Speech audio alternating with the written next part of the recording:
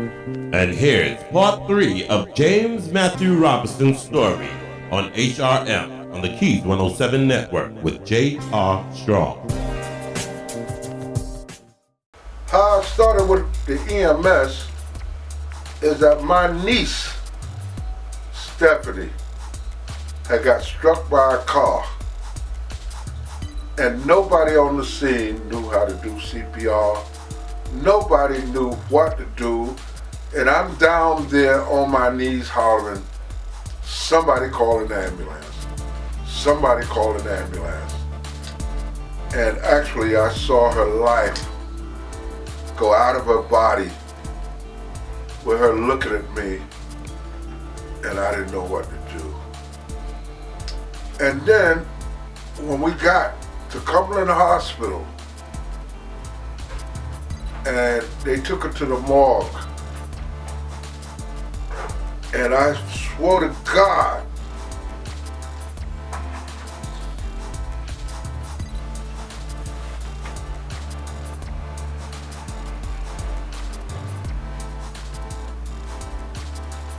I would never, ever let that happen again to anybody in my neighborhood. Little did I know that the people on the ambulance had no training. The only thing was on the ambulance was a motor vehicle operator and an attendant. Usually somebody that came in late, that was habitual, excuse the expression, fuck up on the ward.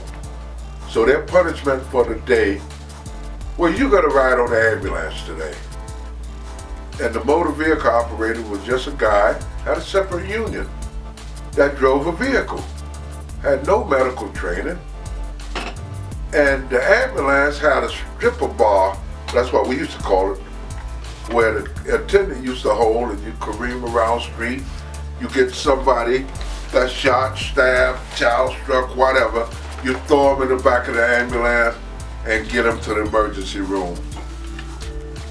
What happened is I wanted to do more than that. So I went to physician associate school, Long Island College, and I learned more about saving lives. But I did not like the wards. I wanted to be back in the street. So when I went back to EMS, because of my prior knowledge and at the academy, because none of the people that rode on the ambulance knew anything about medicine. So they made me the first EMS unit extension of the emergency room, which was called back then the SST-5, Strategic Support Team. Me and a guy named Wilton Harris, God bless him, he's now deceased. We were the first one that knew how to maintain the brain, to give oxygen, to resuscitate, to splint, to do all the things that the modern EMTs take for granted now.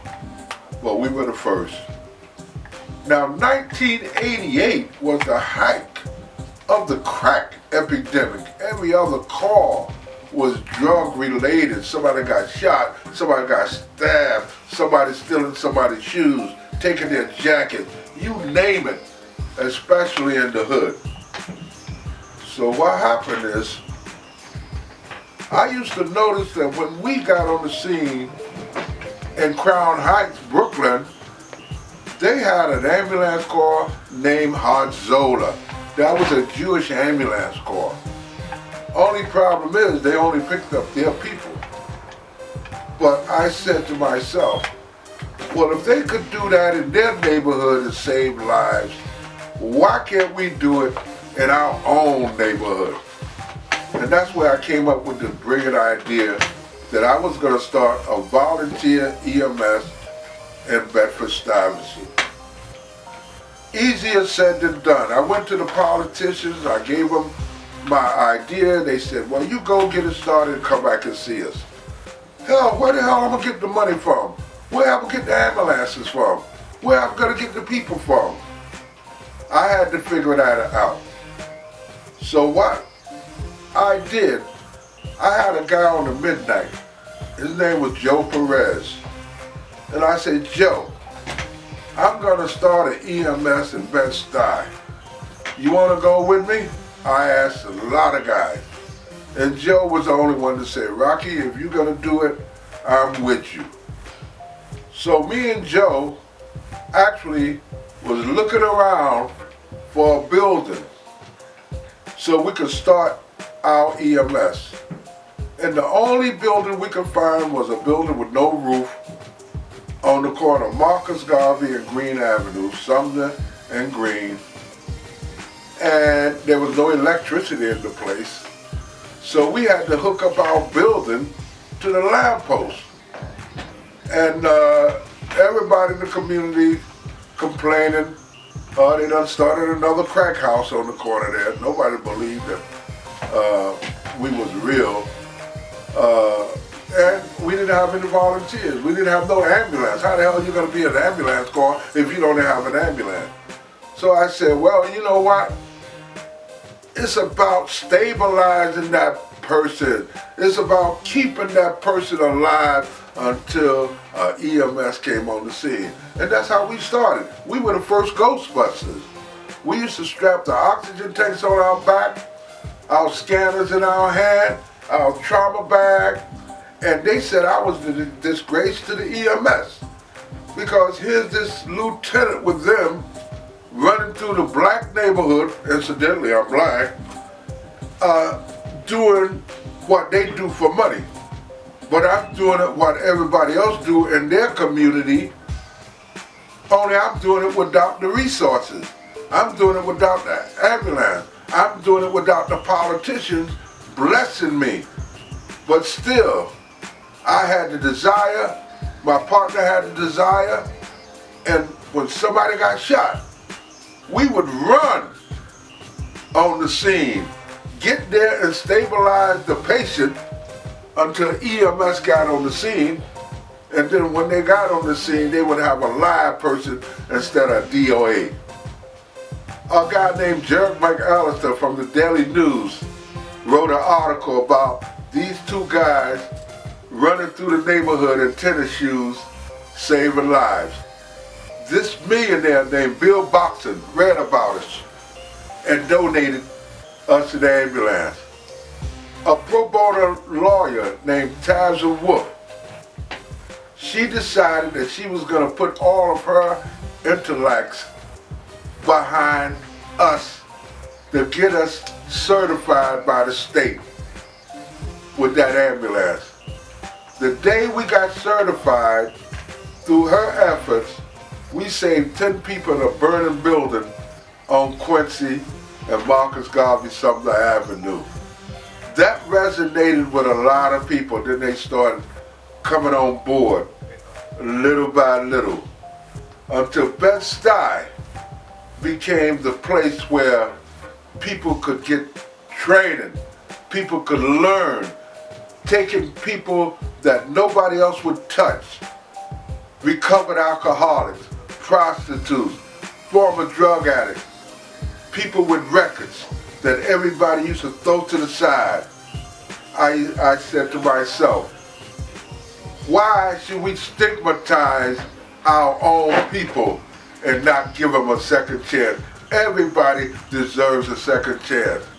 So that's how we started, and this is how come there has been such vitriol against this ambulance corps. Even today, they have been trying to close us down year after year after year after year after year, trying to find some reason to close us down, and have been successful one or two times, but I have been successful by giving God the glory and refusing to quit.